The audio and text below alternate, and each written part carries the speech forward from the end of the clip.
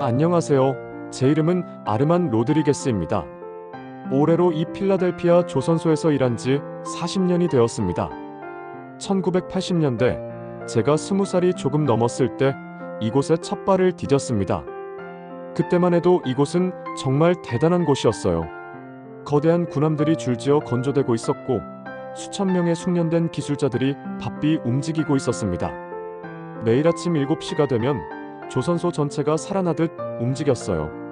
용접 불꽃이 튀고 크레인들이 무거운 철판을 옮기고 설계팀에서는 청사진을 펼쳐놓고 열띤 토론을 벌였습니다. 저는 용접 기술자로 시작했는데 선배들이 가르쳐주는 기술 하나하나가 마치 예술품 같았어요. 아르만, 이 용접선 봐. 이게 바로 미국의 자존심이야 라고 말하던 동료 존의 목소리가 아직도 생생합니다. 당시 우리가 만드는 군함들은 세계 최고 수준이었어요. USS 뉴욕급 전함, 이지스 구축함들. 이 배들이 바다에 뜰 때마다 우리는 가슴이 벅찼습니다. 우리가 미국의 바다를 지키는 거야 라는 자부심으로 가득했죠. 제가 용접한 철판들이 태평양 어딘가에서 자유를 지키고 있다고 생각하면 정말 뿌듯했어요. 하지만 1990년대 들어서면서 분위기가 달라지기 시작했습니다. 예산 삭감이 시작되고 프로젝트들이 하나둘씩 취소되기 시작했어요. 동료들은 일시적인 거야, 곧 좋아질 거야 라고 말했지만 저는 왠지 불안했습니다. 조선소에 울려 퍼지던 망치 소리가 점점 작아지고 있었거든요. 그래도 그때까지만 해도 미국이야, 다시 일어설 거야 라고 믿고 있었습니다. 사라진 꿈 2000년대에 접어들면서 제 우려는 현실이 되었습니다. 조선소는 점점 한산해졌고 함께 일하던 동료들이 하나둘씩 떠나기 시작했어요. 한때 3,000명이 넘었던 직원 수는 300명도 안 되게 줄어들었습니다. 거대했던 건조독은 녹슨 철골만 앙상하게 남아 있었고 크레인들은 움직이지 않는 채로 서 있었어요. 가장 힘들었던 건 희망을 잃어가는 것이었습니다. 매일 출근해도 할 일이 없어서 동료들과 예전엔 말이야 라는 이야기만 반복했어요. 제 아들 마이클이 대학을 졸업할 즈음에는 아빠 회사는 왜 이렇게 조용해? 라고 물었습니다. 저는 뭐라고 대답해야 할지 몰랐어요. 아빠가 젊었을 때는 이곳이 정말 대단했단다라고 말하면서도 그 말이 공허하게 들렸습니다. 2010년대에는 정말 심각했어요. 조선소 건물들이 하나씩 철거되기 시작했고 저희는 이제 정말 끝인가 보다라고 체념하고 있었습니다. 한때 자랑스럽게 바라보던 조선소가 폐허가 되어가는 모습을 지켜보는 게 이렇게 괴로울 줄 몰랐어요. 퇴직금을 받고 떠날 생각도 했지만 40년 가까이 몸담은 이곳을 떠나기가 쉽지 않았습니다. 제 손자 데이비드가 태어났을 때 아내는 손자한테는 할아버지가 어떤 일을 했는지 자랑스럽게 말해줄 수 있겠네라고 했어요. 하지만 저는 씁쓸했습니다. 내가 뭘 자랑한다고? 망해가는 조선소에서 마지막까지 버틴 것을? 이라는 생각뿐이었거든요. 미국의 조선업은 정말 끝난 것 같았습니다. 우리의 꿈도 기술도 모든 게 역사 속으로 사라지는 것만 같았어요. 한국에 등장 2019년 어느 봄날 조선소의 놀라운 소식이 전해졌습니다. 한국의 한화시스템이라는 회사가 이곳을 인수한다는 것이었어요. 처음엔 믿기지 않았습니다. 한국? 그 작은 나라가 여기를 인수한다고? 라는 반응이 대부분이었어요. 솔직히 말하면 저도 회의적이었습니다. 한국이라는 나라에 대해 제가 아는 건 거의 없었거든요. 몇 달 후 정말로 한국 사람들이 왔습니다. 하나오션 필라델피아라는 새로운 간판이 걸렸고 한국어를 구사하는 기술자들이 조선소 곳곳을 둘러보기 시작했어요. 저는 김철수라는 한국인 팀장과 처음 인사를 나눴습니다. 안녕하세요 아르만 씨. 앞으로 잘 부탁드립니다 라고 유창한 영어로 말하는 그의 모습이 인상적이었어요. 하지만 저를 포함한 기존 직원들은 여전히 의구심을 감추지 못했습니다. 한국이 조선업을 얼마나 안다고? 라는 생각이 머리에서 떠나지 않았거든요. 동료 빌은 아시아 애들이 와서 우리 일자리나 뺏어가는 거 아냐? 라고 걱정했고 톰은 언어도 안 통하는데 어떻게 일하냐고 투덜거렸어요. 첫 미팅에서 김 팀장이 말했습니다. 우리는 이곳의 전통을 존중하면서도 새로운 기술을 도입하려고 합니다. 정중한 말투였지만 저는 속으로 말은 좋지만 실제로는 어떨까? 라고 의심했어요. 한국이라는 나라가 정말 조선업에서 무언가를 해낼 수 있을까요? 40년 경력에 제가 봤을 때도 확신이 서지 않았습니다. 놀라운 기술력 한국 기술자들이 본격적으로 일을 시작한 지 몇 주 후, 저는 완전히 충격을 받았습니다. 그들이 가져온 설계도는 제가 40년 동안 본 것 중 가장 정밀했어요. 컴퓨터로 설계된 3D 모델링은 마치 실제 배를 미리 만들어 놓은 것 같았습니다. 이런 기술이 가능했다고? 라고 혼잣말을 했을 정도였어요. 용접 작업에서 더 큰 충격을 받았습니다. 이준호라는 한국인 용접 기술자가 시연을 보여주는데 그 정확성과 속도는 제가 상상도 못했던 수준이었어요. 로봇 용접기와 사람이 완벽하게 협업하는 모습을 보면서 이게 진짜 21세기 조선업이구나 라고 깨달았습니다. 제가 자랑스럽게 여기던 미국식 기법들이 갑자기 구식으로 느껴졌어요. 한국 기술자들의 작업 속도도 놀라웠습니다. 우리가 한 주일 걸려서 할 일을 그들은 사흘 만에 끝냈어요. 그것도 품질은 더 좋게 말이죠. 김 팀장이 설명해 주길, 한국은 조선업에서 40년 동안 축적된 기술력이 있습니다. 현대중공업, 대우조선해양에서 만든 배들이 전 세계 바다를 누비고 있어요 라고 했습니다. 가장 인상 깊었던 건 그들의 디지털 기술이었어요. 모든 공정이 컴퓨터로 관리되고 실시간으로 진행 상황을 모니터링할 수 있었습니다. 박영수 기술자가 보여준 스마트 조선소 시스템을 보면서 저는 우리가 얼마나 뒤처져 있었는지 몰랐구나 라고 실감했어요. 한국이 단순히 조선업만 잘하는 게 아니라 첨단 기술을 조선업에 접목시키는 능력이 세계 최고 수준이라는 걸 깨달았습니다. 이재명 대통령의 연설 2024년 가을, 제 인생에서 가장 잊을 수 없는 날이 왔습니다. 우리 조선소에서 건조한 최신형 이지스 구축함의 명명식이 열렸는데 놀랍게도 한국의 이재명 대통령이 직접 참석한다는 소식을 들었어요. 대통령이 여기 온다고? 정말이야?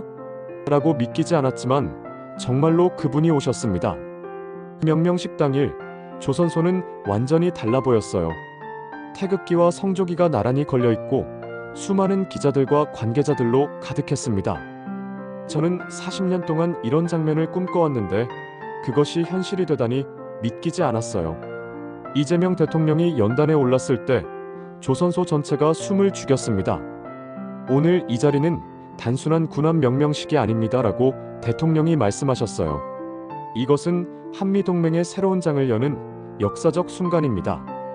한국의 조선 기술과 미국의 혁신이 만나 세계 최강의 함대를 만들어내고 있습니다. 그 말을 듣는 순간 제 눈에 눈물이 맺혔어요. 40년 동안 품어왔던 꿈이 다시 살아나는 느낌이었습니다. 한국 조선업이 미국의 안보와 함께 미래를 열어갑니다. 라는 대통령의 마지막 말씀이 조선소 전체에 울려 퍼졌을 때 저는 더 이상 눈물을 참을 수 없었어요. 옆에 서 있던 동료 마이크가 제 어깨를 두드리며 아르만, 우리 조선소가 다시 살아났어라고 말했습니다. 정말 그랬어요. 죽었다고 생각했던 우리 조선소가 한국이라는 나라 덕분에 다시 숨 쉬고 있었습니다. 그 작은 나라가 우리의 꿈을 되살려주고 있었어요. 트럼프와의 협력 명명식의 하이라이트는 트럼프 대통령과 이재명 대통령이 함께 등장한 순간이었습니다. 두 정상이 나란히 서서 우리가 만든 구축함을 바라보는 모습을 보면서 저는 이게 정말 현실인가? 라고 자문했어요. 트럼프 대통령이 This is one real partnership looks like라고 말하면서 이재명 대통령과 악수를 나누는 장면에서 온 조선소가 환호성을 질렀습니다. 한국과 미국이 함께 만들어낸 이 배는 단순한 군함이 아닙니다 라고 트럼프 대통령이 말했어요. 이것은 자유세계의 평화를 지키는 희망의 상징입니다.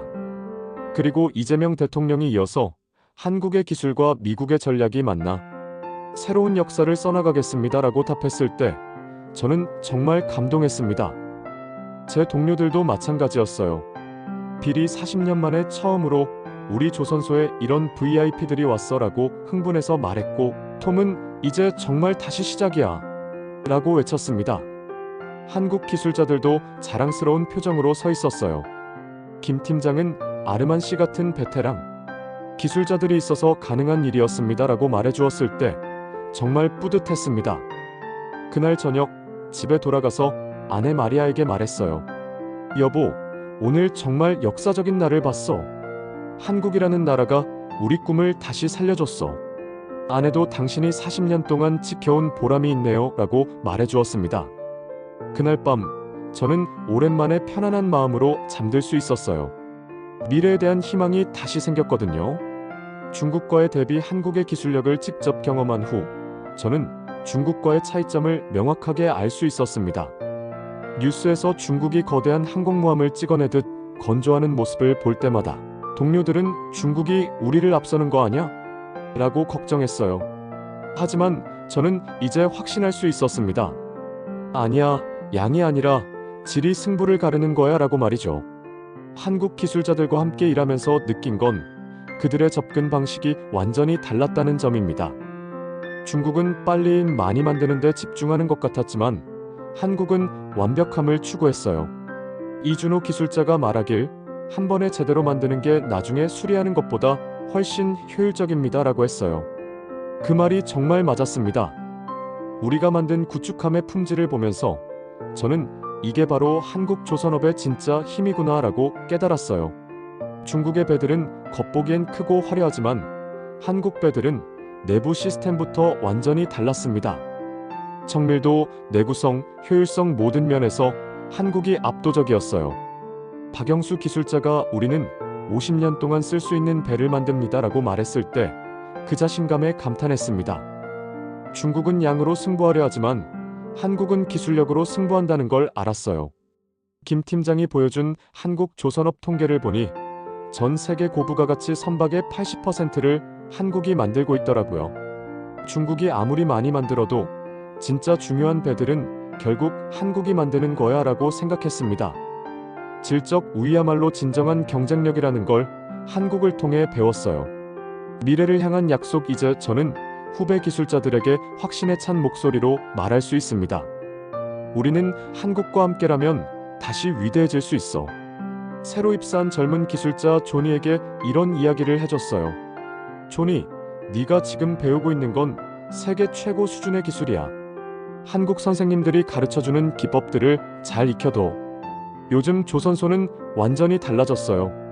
매일 새로운 프로젝트가 들어오고 젊은 기술자들이 입사하고 있습니다. 한국식 멘토링 시스템 덕분에 저 같은 베테랑과 한국 기술자 그리고 신입사원들이 하나의 팀이 되어 일하고 있어요. 이게 바로 진정한 국제협력이구나 라고 느낍니다. 제 손자 데이비드가 이제 10살이 되었는데 얼마 전에 조선소에 견학을 왔어요. 할아버지, 여기서 정말 큰 배를 만드는 거예요? 라고 물어보는 손자에게 자신있게 대답할 수 있었습니다. 그래, 할아버지가 세계에서 가장 좋은 배를 만들고 있단다. 한국이라는 나라의 도움으로 말이야. 김 팀장이 최근에 말해줬어요. 아르만 씨, 2030년까지 이곳에서 10척의 최신형 군함을 더 만들 계획입니다. 그 말을 들으면서 저는 내가 은퇴하기 전에 정말 대단한 일들을 더 많이 보겠구나 라고 생각했어요. 한국과 미국이 함께 만들어가는 미래, 그 중심에 우리 필라델피아 조선소가 있다는 게 정말 자랑스럽습니다. 마지막으로 이것만은 꼭 말하고 싶어요. 한국이라는 나라가 단순히 우리 조선소를 살려준 게 아니라 우리의 꿈과 자부심을 되찾아 주었습니다. 태극기와 성조기가 함께 휘날리는 이곳에서 저는 매일 미래형 동맹, 한국이 열어간다는 확신을 갖고 일하고 있습니다. 감사합니다, 한국. 그리고 감사합니다, 여러분. 이 글이 유튜브 정책상 저작권이나 문제가 되는지 분석해봐. 그리고 이 내용은 기사 내용을 기반으로 한 건데 저작권에 문제가 되는지 분석해봐.